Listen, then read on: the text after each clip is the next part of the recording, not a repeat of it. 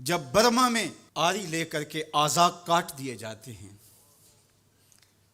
جب دشت لیلہ سے لے کے کندھار تک اور غزہ سے لے کے کشمیر تک لاشیں ہی لاشیں بکھری ہوئی نظر آتی ہیں،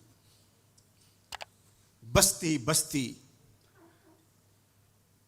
کریا کریا، صحرا صحرا خون، بستی بستی، کریا کریا، صحرا صحرا خون، امت والے امت کا ہے کتنا سستا خون، امت والے امت کا ہے کتنا سستا خون،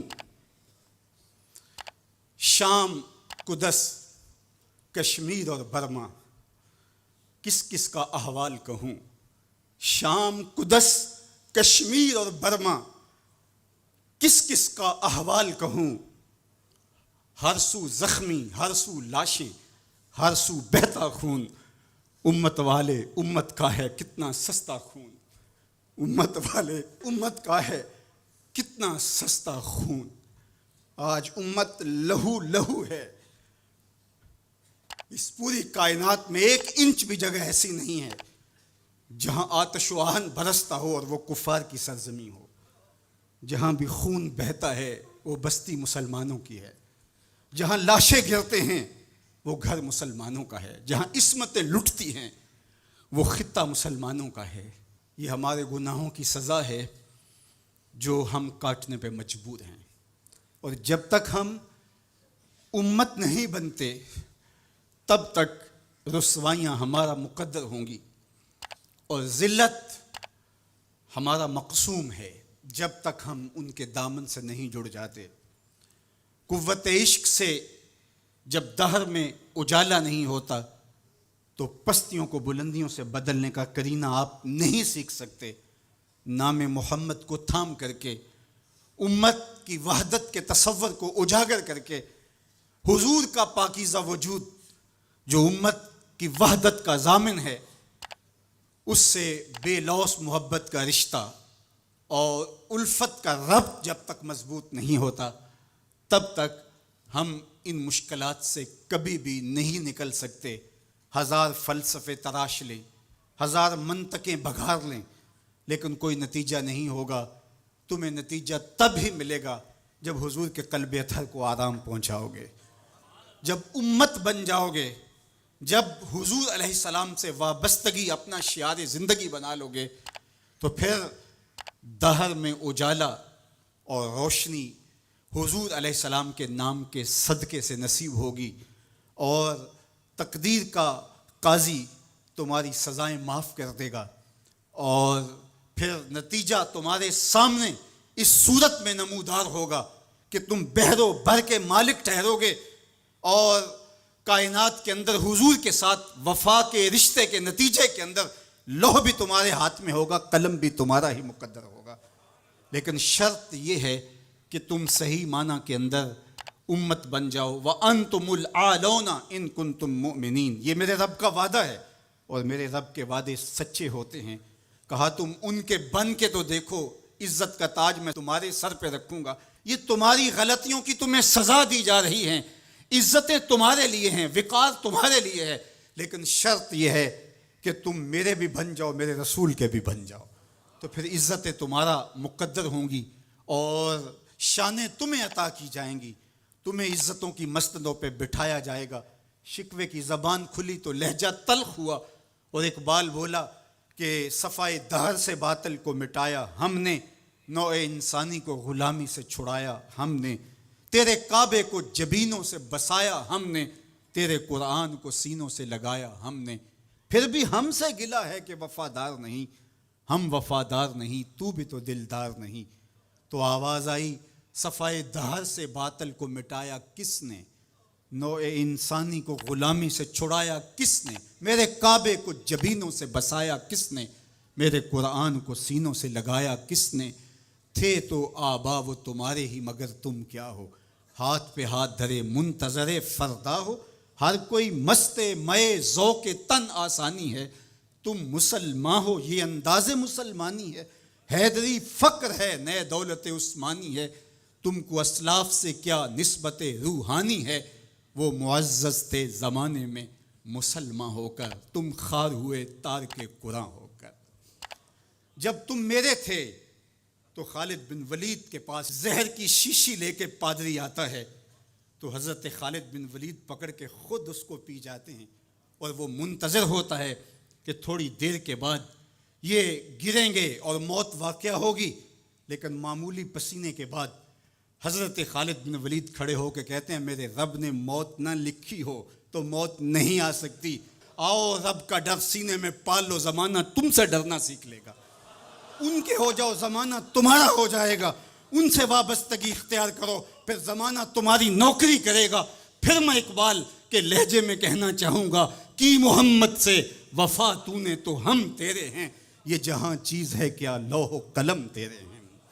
پھر کائنات تمہاری باج گزار ہوگی، تمہاری دہلیز کی لونڈی ہوگی، زمانہ تمہارا نوکر ہوگا، شرط یہ ہے تم امت بن کے دکھاؤ۔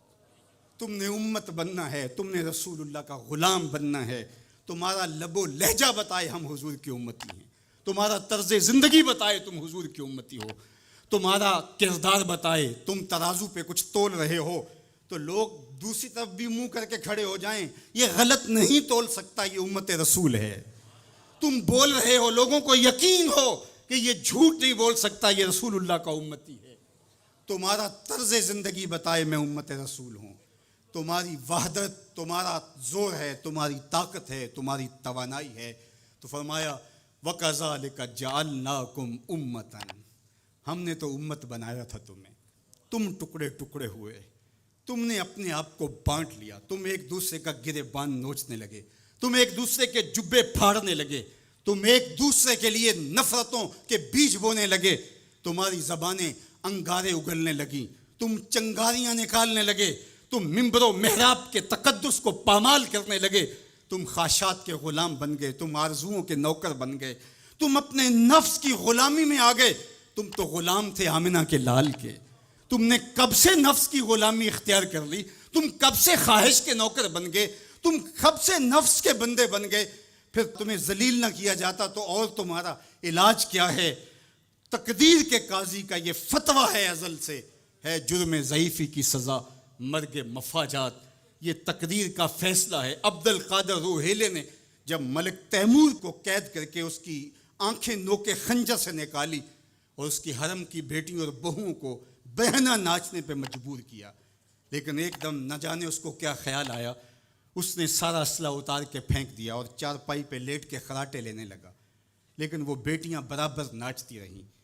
تو عبد القادر روحیلہ کھڑا ہوا اور اس نے کہا کہ میں ایک سپاہی ہوں اور اس حالت کے اندر اسلحہ اتار کے خراٹے لینے لگ جانا یہ ایک سپاہی کی شان کے لائق نہیں ہوتا، یہ میرا تکلف تھا، یہ میری بناوٹ تھی، مجھے خیال آ گیا کہ میں نے بہت زیادتی کی ہے اور میں یوں لیٹا، میرا خیال تھا کہ تیمور کی کوئی بیٹی میرے ہی خنجر سے میرا گلا چیر دے گی، لیکن اس کے باوجود تم برابر ناچتی رہیں۔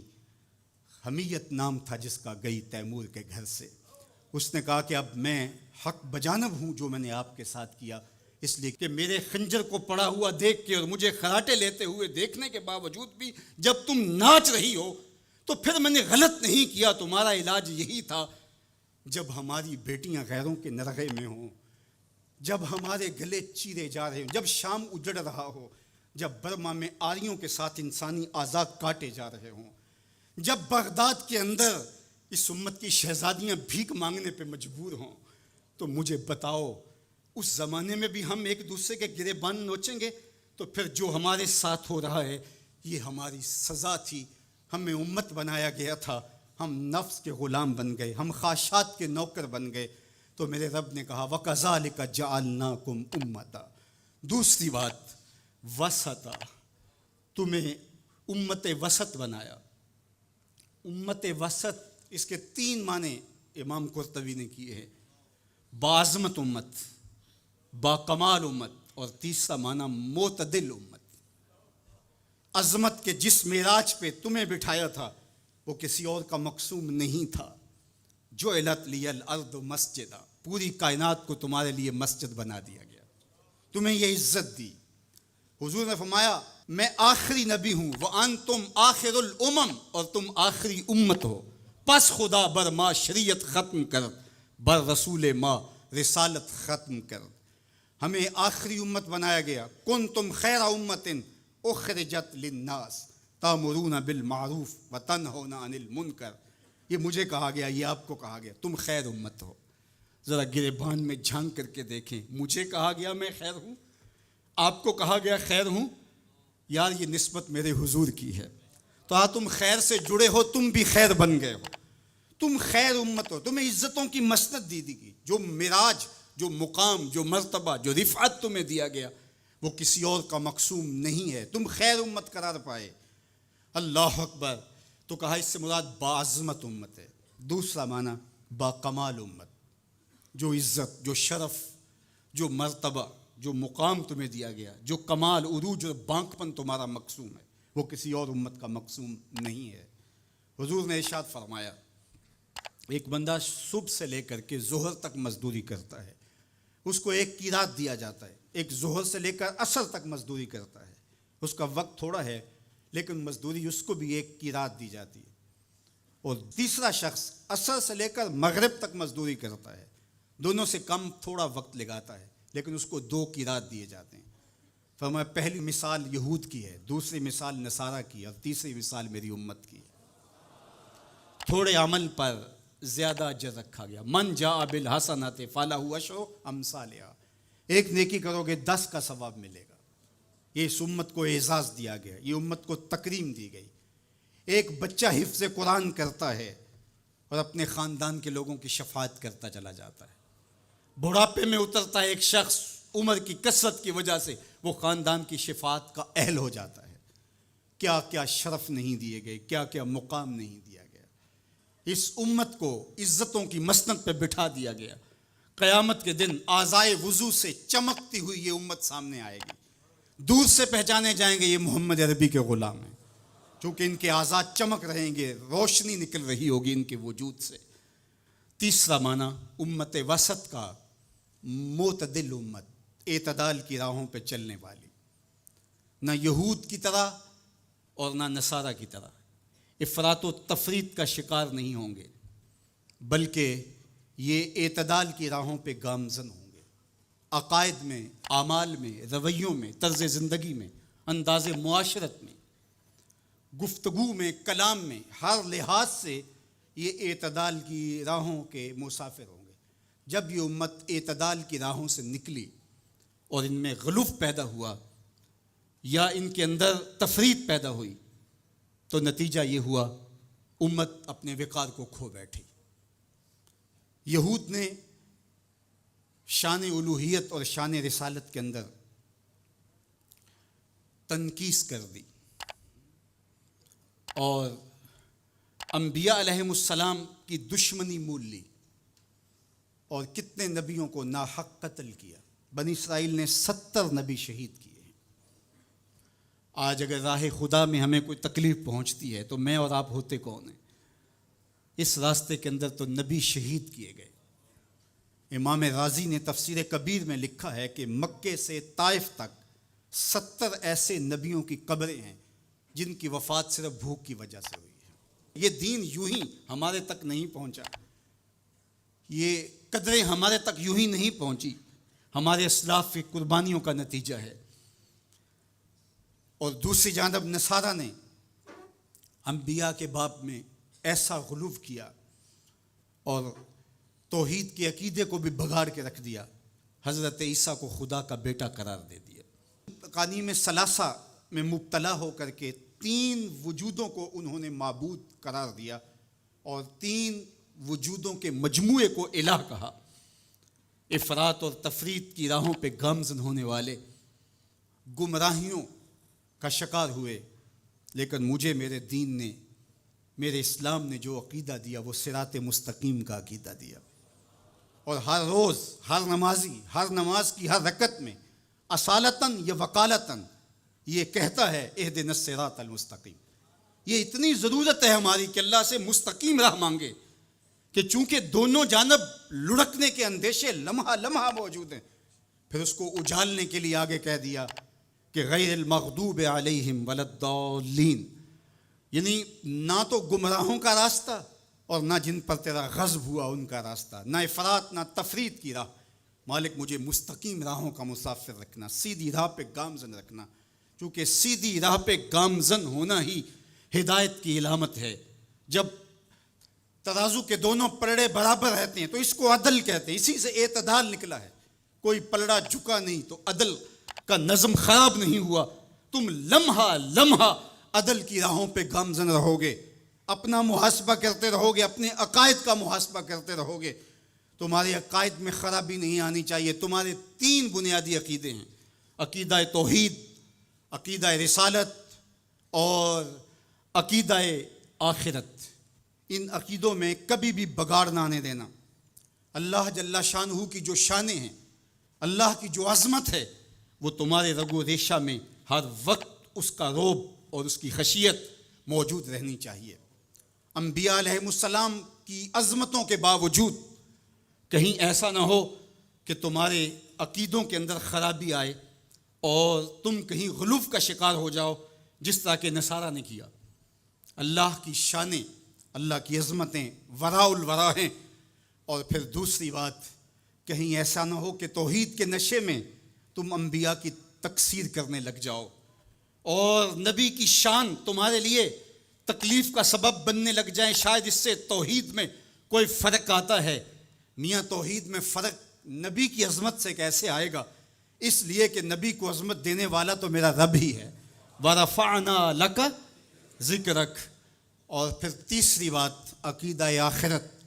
آخرت کا عقیدہ یہ ہے کہ ہم نے اس دنیا پر بیٹھ نہیں رہنا، بہرحال اللہ کی طرف سے جو اس کے علم میں متعین ہماری زندگی ہے اس کو گزارنے کے بعد ہم نے یہاں سے رخصت ہونا ہے۔ وہ ہم جوانی میں چلے جائیں، ہم بڑھاپے میں چلے جائیں، یا ارذل العمر کے بعد ہم اس دنیا سے رخصت ہوں، یا بچپن میں چلے جائیں، یہ ہمارے علم میں نہیں ہے، یہ ہم سے مخفی رکھا گیا، یہ اللہ کی حکمت ہے۔ لیکن یہ طے شدہ ہے کہ ہم نے یہاں بیٹھ نہیں رہنا، اور جب یہاں سے جانا ہے تو ایک دوسرا جہاں ہمارے لیے منتظر ہے، اور وہاں ہم نے ایک ایک عمل کا حساب دینا ہے۔ ثم لتسألن یومئذ عن النعیم۔ اس دن ایک ایک عمل کے بارے میں پوچھا جائے گا۔ اللہ اگر چاہے تو ہم سے گرفت کر لے، اور اگر چاہے تو اپنے کرم سے معاف کر دے۔ اگر وہ معاف کرنا چاہے تو کوئی پوچھ نہیں سکتا کہ اتنا بڑا پاپی اور مجرم تھا، اسے معاف کیوں کیا گیا۔ اور اگر وہ گرفت کرنا چاہے تو کسی کو حق نہیں ہے کہ وہ یہ کہہ سکے کہ مجھے گرفت کیوں کی گئی۔ تو ایمان بیم و رجا کے درمیان ہے۔ الایمان بین الخوف والرجا، ایمان خوف اور امید کی درمیانی کیفیت میں ہے۔ ڈر بھی لگا رہے، دھڑکا بھی لگا رہے، اور امید کے چراغ بھی بجھنے نہ پائے۔ فضل دی آس ہے مینوں تے نالے ڈر بھی آندا ہے۔ فضل کی امید بھی رہے لیکن خوف بھی طاری رہے، پکڑا بھی جا سکتا ہوں، گرفت بھی ہو سکتی ہے، اس کی پکڑ بھی بڑی سخت ہے۔ ان بطش ربک لشدید، تیرے رب کی پکڑ بہت سخت ہے۔ جب وہ پکڑتا ہے تو پھر کوئی اس سے اپنے آپ کو چھڑوا نہیں سکتا۔ اللہ اکبر۔ تو اس کی پکڑ کا خوف بھی رہے، لیکن وہ کریم بھی ہے، وہ معاف کرنا چاہے۔ ما یفعل اللہ بعذابکم، وہ تمہیں عذاب دے کے کیا کرے گا؟ اگر تم اس کا شکر کرنا سیکھ جاؤ تو وہ تو تمہارا رب ہے، وہ تمہیں عذاب دے کے کیا کرے گا؟ تو امید بھی روشن رہے اور خوف بھی طاری رہے۔ تمہید الایمان کے اندر شیخ عبدالحق محدث دہلوی علیہ رحمہ حضرت سیدنا عمر رضی اللہ تعالیٰ عنہ کا قول بیان کرتے ہیں کہ وہ فرماتے ہیں کہ اگر مجھے یہ پتہ چلے کہ سارے لوگ جنت میں جائیں گے، ایک شخص جہنمی ہوگا، تو میں ڈرتا ہوں کہیں وہ ایک میں ہی نہ ہو جاؤں۔ اور اگر مجھے یہ پتہ چلے کہ سارے لوگ جہنم میں جائیں گے اور ایک ہی جنت میں جائے گا، تو مجھے امید ہوگی شاید وہ ایک میں ہی ہو جاؤں۔ اور ہم کہتے ہیں فلاں اگر جنت میں چلا گیا، فلاں اگر بخشا گیا تو میں بھی چلا جاؤں گا۔ ہم نے اپنی آخرت دوسرے سے جوڑ دی، فلاں بخشا گیا تو میں بھی بخشا جاؤں گا۔ وہ کہتے ہیں اگر سارے جنت میں جائیں، یہ خبر ہو کہ ایک نے جہنم میں جانا ہے، تو میں ڈرتا ہوں کہیں وہ ایک میں ہی نہ ہو جاؤں، وہ میں ہی نہ پھنس جاؤں۔ آنکھیں سر پہ نہیں رکھ لینے والے لوگ، ہم احسان فراموش نہیں ہیں کہ کبھی باپ کو پدر شاہی نظام کے ساتھ مسترد کریں، کبھی ماں کے چہرے پہ لات مار دیں کہ تم کون ہوتی ہو میری زندگی میں مداخلت کرنے والی۔ ہم تو رشتہ بھی کرنا ہوتا ہے تو بوڑھی دادی امی سے بھی پوچھتے ہیں جب تک وہ ہاں نہیں کرتی تو گھر کے اندر ماحول ہی نہیں بنتا ہے. ہمارا دین، ہمارا کلچر، ہماری تہذیب، ہمارا تمدن ہمیں یہ سکھاتا ہے لیسا منا من لم یرحم صغیرنا ولم یوقر کبیرنا، جو چھوٹوں کے ساتھ شفقت سے پیش نہیں آتا اور بڑوں کے ساتھ جو ہے وہ توقیر سے پیش نہیں آتا. میرے حضور نے فرمایا میرے ساتھ اس کا کوئی تعلق، کوئی ربط، کوئی رشتہ نہیں ہے. تو ہمارا دین تو ہمیں یہی سکھاتا ہے. تو بیم اور رجا کے درمیان ہمیں یہ سکھایا گیا. بات احترام کی چلی تو عقیدوں کے اندر جب غلوف پیدا ہوتا ہے تو اغیار کی سازشوں کا ہم نادیدہ اور دیدہ طور پہ شکار ہو جاتے ہیں. اقبال نے آج سے صدیوں قبل یہ بات جو ہے وہ ہونے والے حادثات کی نشاندہی کرتے ہوئے اپنے زمانے میں کہا تھا کہ تو کہ نشناسی خفی راز جلی ہوشیار باش، اے گرفتار ابو بکر و علی ہوشیار باش. کہا تو نہیں جانتا کہ تیرے ساتھ کیا کھیل کھیلا جا رہا ہے. ابو بکر اور علی کو آپس میں مقابل کھڑا کرنے والے ہوشیار ہو جا. یہ غیار کی سازش ہے. یہ دونوں کرنیں سینہ محمد عربی کی ہیں.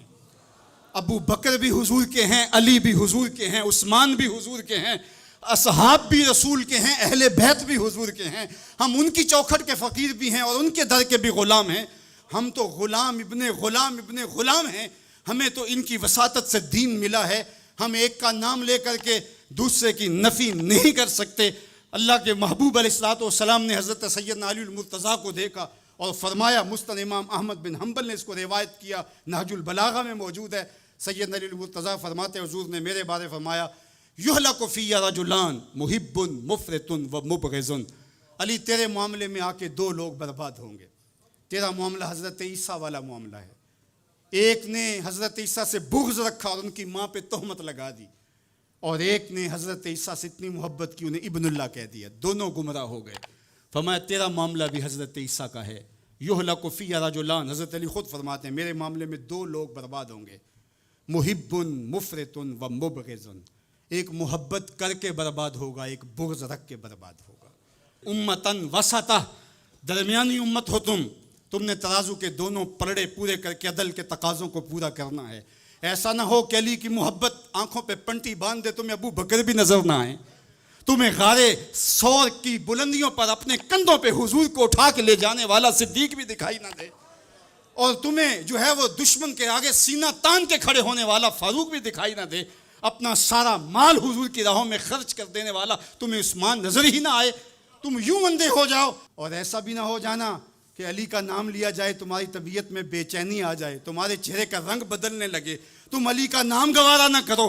جس علی کا ذکر بھی عبادت ہے، تمہیں ٹھنڈ کیوں نہیں پڑتی ہے، تمہیں تسکین کیوں نہیں ہوتی ہے؟ تو کہا نہ ادھر لڑکنا، نہ ادھر لڑکنا، نہ تم گمراہیوں کا شکار. وَكَذَلِكَ جَعَلْنَاكُمْ أُمَّةً وَسَطًا، تم امت وسط بن کے رہنا، تم ترازو کے دونوں پلڑے برابر رکھنا.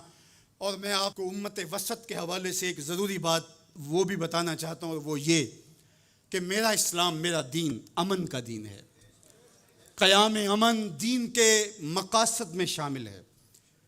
لیکن دوسری جانب اگر دشمن کی سرکوبی کے بغیر راستے نہ نکلتے ہوں تو اسلام کہتا ہے گھوڑے تیار رکھو.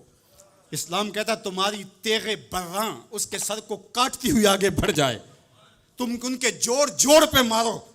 تمہیں جہاد کا حکم دیا گیا تو ان دونوں پلڑوں کو برابر رکھنا پڑے گا.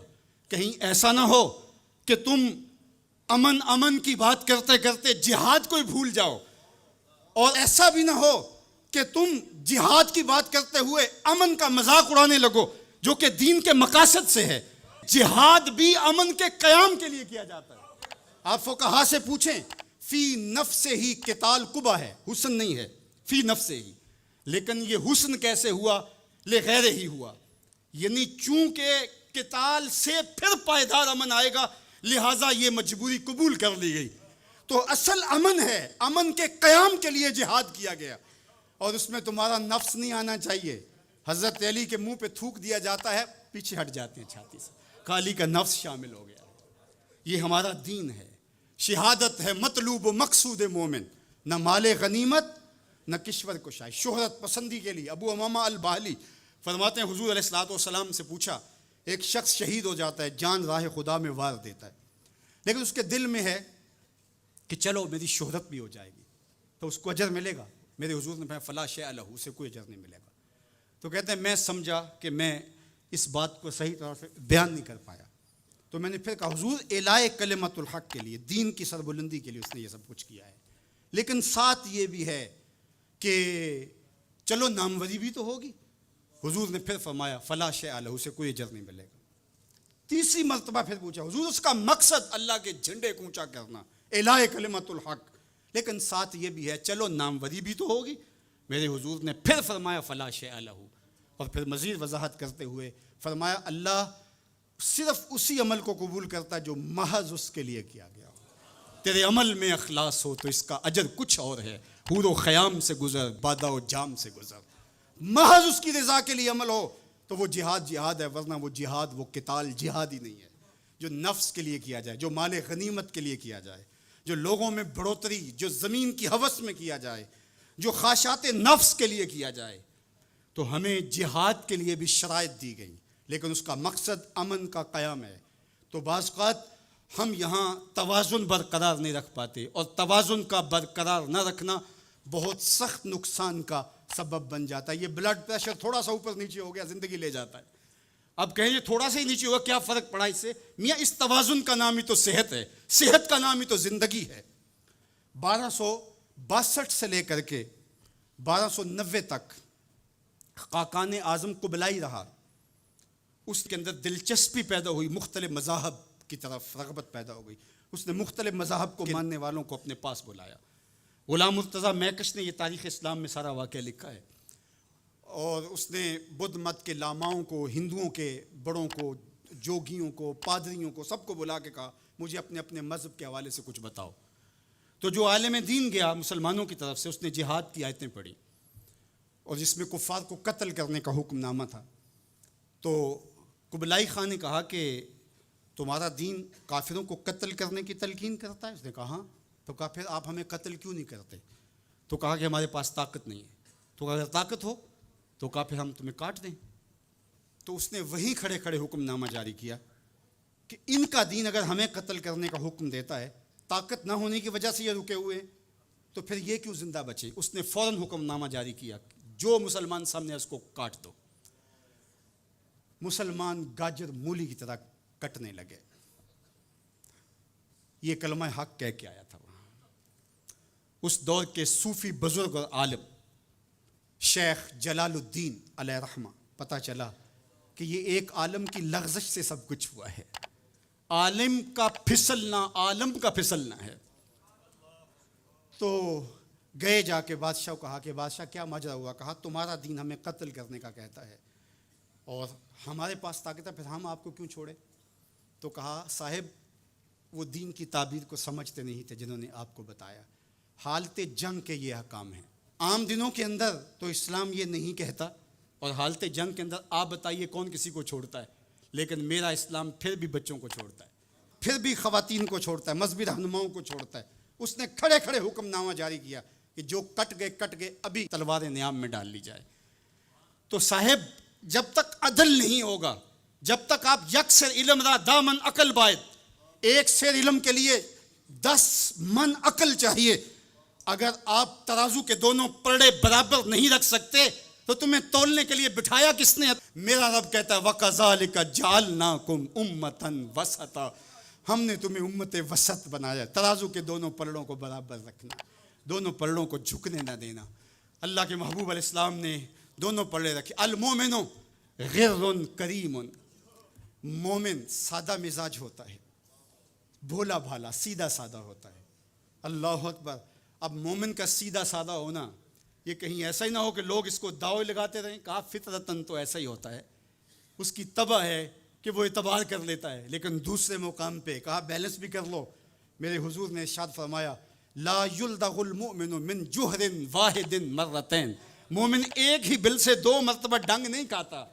اگرچہ وہ چالاک نہیں ہے لیکن زیرک ضرور ہے، اگرچہ وہ مکار نہیں ہے لیکن بصیرت کا نور اللہ نے اس کے سینے میں رکھا ہے. کہا اس کی فراست قلبی سے ڈرو، وہ اللہ کے دیے ہوئے نور سے دیکھتا ہے. اس کو اللہ نے چراغاں دی ہے، اللہ نے اس کو روشنی عطا کی ہے. عمومی طور پہ کہا جاتا ہے یہ دنیا والے ہیں، یہ دین والے ہیں، اور یہ 2 تقسیمات کر دی جاتی. یہ تقسیمات ہمارا دین ہمیں نہیں سکھاتا ہے. دونوں پلڑے برابر رکھو، دنیا بھی اور دین بھی۔ اصل دنیا کیا ہے؟ ملا رومی بولے چیز دنیا از خدا غافل بدن، دنیا ہے کیا؟ خدا سے غافل ہونے کا نام دنیا ہے۔ وہ آپ چاہے ممبر پہ بیٹھ کے غافل ہیں یا دکان پہ بیٹھ کے غافل ہیں، وہ آپ دنیا داری کر رہے ہیں۔ یہاں مقصد لوگوں کے دل اپنی طرف موڑنا، لوگوں کی جیبیں ڈھیلی کرنا، لوگوں میں اپنے آپ کو محبوب اور اپنے آپ کو جو ہے وہ لوگوں کا مقصود بنانا، اپنے بت کو تراشتے رہنا کہ لوگ پوجا پاٹ کرتے رہیں، یہ ممبر پہ دکانداری ہو رہی ہے۔ اور دوسرا دکان پہ بیٹھا ہے لیکن سچ کا دامن نہیں چھوڑتا۔ میرے حضور نے فرمایا سچا تاجر قیامت کے دن پیغمبروں کے ساتھ اٹھایا جائے گا۔ تو دنیا اور دین یہ دونوں ساتھ ساتھ چلتے ہیں۔ تو دین اور دنیا دو الگ الگ خانے نہیں ہیں۔ اسلام ترک دنیا سے روکتا ہے لیکن غرق دنیا سے بھی بچنے کی تلقین کرتا ہے۔ رہبانیت کا درس بھی نہیں دیتا، لا رہبانیت فی الاسلام، اسلام میں رہبانیت نام کی کوئی چیز نہیں ہے کہ تم گھر بار چھوڑ دو، تم بستی چھوڑ دو، تم کوہ و غار کی زندگی اختیار کرو۔ اسلام کا یہ مزاج نہیں ہے۔ ابھی بات ہو رہی تھی، حضور نے مواخات قائم کیے مدینہ المنورہ میں، 2 مرتبہ قائم کیے۔ ایک دفعہ حضور نے مکے میں قائم کیے تھوڑے صحابہ کے درمیان، اور مواخات مدینہ یہ کائنات کا ایک انوکھا باب ہے، اور یہ ایک الگ مضمون اور عنوان ہے کہ دو افراد کو، ایک انصار لیا اور ایک مہاجر لیا، اور حضور نے ان کے درمیان مواخات قائم کر دی۔ تو حضرت ابو درداء اور حضرت سلمان فارسی کے درمیان حضور نے مواخات قائم کی۔ تو جن کے ساتھ بھائی چارہ تھا وہ پھر حال پوچھنے جاتے تھے کہ میرے بھائی کو پریشانی تو نہیں ہے۔ تو حضرت سلمان فارسی گئے حضرت ابو درداء کے گھر، تو دیکھا کہ حضرت ابو درداء کی بیوی وہ عام سے کپڑوں میں تھی۔ تو انہوں نے کہا کہ میری بہن یہ کیا ماجرا، میلے کچیلے واجبی سے کپڑے؟ تو کہا کہ تمہارے بھائی کو دنیا کے ساتھ کوئی رغبت نہیں ہے، عورت آراستہ ہو۔ حضور نے فرمایا کہ عورت کی خوبیاں بیان کی کہ بہترین عورت وہ ہے جب اس کا شوہر دیکھے اس کو تو اس سے خوش کر دے، وہ اس کا لباس اور طرز زندگی ایسا ہو کہ مرد کے لیے مسرت، خوشی اور سرشاری کا ذریعہ ہو، تاکہ اس کی نظر یکسو رہے اور اس کے خیالات پر آگندہ نہ ہوں، اس کی سوچوں میں آوارگی نہ آنے پائے۔ تو کہا کہ تمہارے بھائی کو رغبت ہی نہیں ہے دنیا کے ساتھ، اس لیے مجھے اس کی کوئی ضرورت نہیں ہوتی۔ خیر حضرت ابو درداء آئے تو کھانا لائے، تو حضرت سلمان فارسی نے کہا کہ آپ بھی کھائیے۔ کہا میں روزے سے ہوں۔ کہا کہ میں تو نہیں کھاؤں گا جب تک آپ نہیں کھائیں گے، تو نفلی روزہ مہمان کے لیے توڑا جا سکتا ہے۔ تو انہوں نے روزہ افطار کر لیا، ساتھ بیٹھ کے کھانا کھایا، رات پڑی، سونے لگے۔ تو حضرت ابو درداء مصلی بچھا لیا۔ حضرت سلمان فارسی نے کہا کہ جناب آپ کو میرے ساتھ سونا پڑے گا۔ اللہ اکبر! یار وہ صوفی حضور کی تربیت کے پالے ہوئے تھے، آج تو پھر فتویٰ متوجہ ہو جاتا نا کہ اس نے مجھے نماز سے روکا ہے، یہ دارا اسلام سے خارج ہے۔ تو آپ نے کہا ٹھیک ہے، مہمان ہو، مہمان نوازی کا یہ بھی ایک ڈش ہے نا، چلو میں سو جاتا ہوں۔ سحری ہوئی تو سلمان فارسی اٹھے، ان کو اٹھایا، بیدار کیا، تہجد پڑھی دونوں نے۔ اور پھر حضرت سلمان فارسی نے کہا کہ تمہارا میں نے عمل دیکھا، تمہاری بیوی کے کپڑے میلے کچیلے تھے، تم نے روزہ رکھا ہوا تھا اور رات تم قیام کرتے ہو۔ تو کہا کہ تمہارے نفس کا بھی تمہارے اوپر حق ہے، تمہارے اہل خانہ کا بھی تمہارے اوپر حق ہے، تمہارے رب کا بھی تمہارے اوپر حق ہے، اور تمہارے مہمان کا بھی تمہارے اوپر حق ہے، اور ہر ذی حق کا حق تمہیں ادا کرنا ہوگا۔ اور یہ بات چھڑی اور پھر دونوں چلتے ہوئے حضور کے پاس آ گئے۔ خوشا وہ وقت کے فیض عام تھا ان کا، خوشا وہ وقت کے بطح مقام تھا ان کا۔ کیسے وہ لمحے تھے! آج تو کوئی مسئلہ ہو تو کوئی ملتا ہی نہیں ہے، درد ہو تو سنائیں کس کو، زخم ہو تو دکھائیں کس کو، کہانی ہو تو کہیں کس سے، دکھڑے ہوں کس کی دہلیز پہ رکھیں، کس کے کندھے پہ سر رکھ کے روئیں، کوئی رہا ہی نہیں ہے۔ تو وہ اٹھے اور حضور کے پاس آئے، اور حضرت سلمان نے اپنی کہانی سنائی اور ابو درداء نے اپنی بات کہی۔ تو میرے حضور نے کیا کہا سنو، میرے حضور علیہ الصلوۃ والسلام نے ارشاد فرمایا، صدق سلمان، کہا میرے سلمان نے سچ کہا ہے۔ تو ہمارا دین ہمیں یہ کہتا ہے کہ تمہاری زندگیاں خوبصورت ہو، رب کا حق بھی ادا کرو۔ اور حضور نے ایک شخص کو دیکھا وہ سخت کمزور ہے، تو آقا کریم نے فرمایا کہ کیا ماجرا ہے، تم بہت کمزور ہو؟ اس نے کہا کہ بہت ساری مصیبتیں ہیں جو میرا رخ کر رہی ہیں۔ تو میرے حضور نے کہا کہ تو نے اللہ سے کوئی دعا تو نہیں مانگی تھی؟ اللہ اکبر! یہ دل و قلب و نگاہ کے مرشد اولین ہیں، حضور تو سینوں کے چھپے راز بھی جانتے۔ کہا کہ تو نے کوئی دعا تو نہیں کی تھی رب سے؟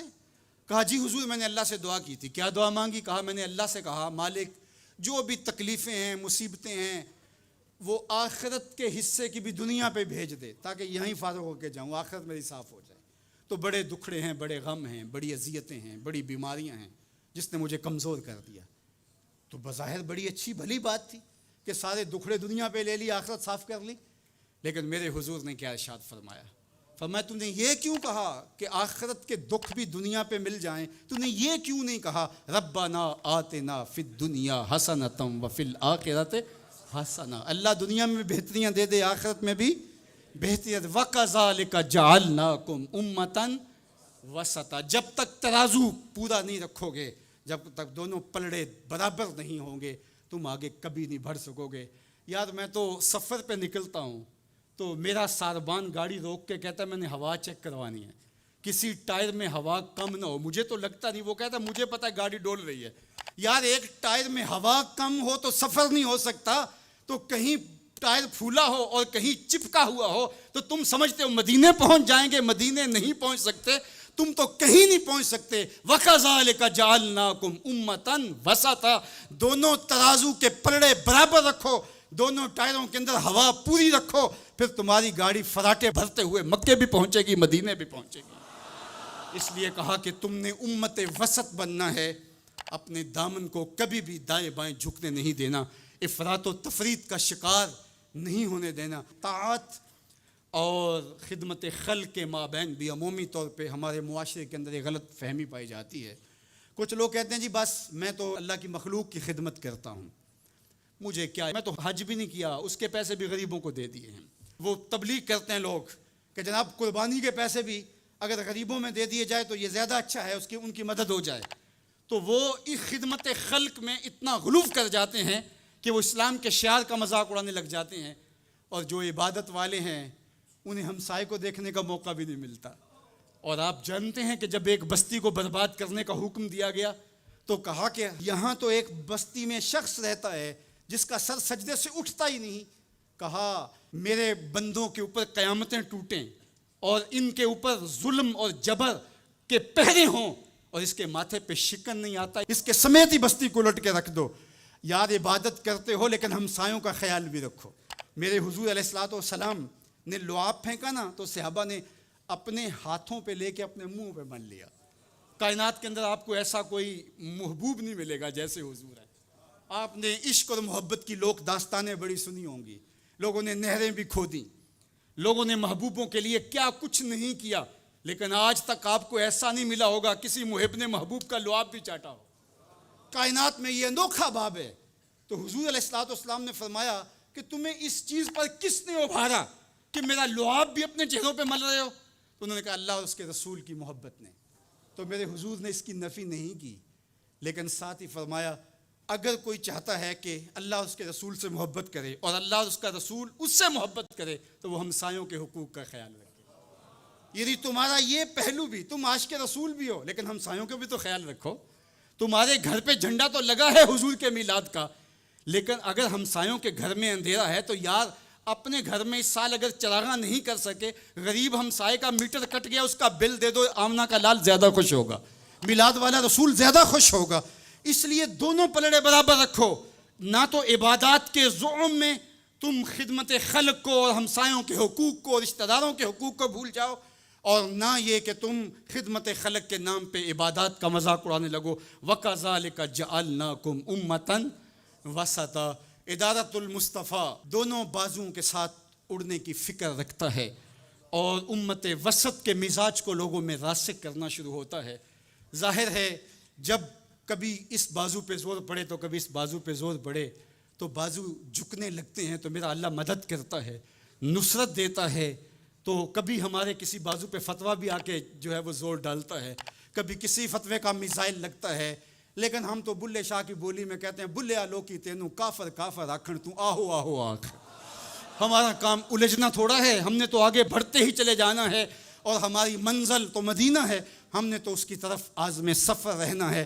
ادارت المصطفیٰ ایک فکر کا نام ہے، اور وہ فکر جو مدینے کی ضیاؤں سے پھوٹتی ہے، گنبد خضرا کے جمال کی روشنی ہے، اور وہ مصطفی نہیں ہو سکتا جس کے دونوں بازو میں سے ایک بازو شل ہو.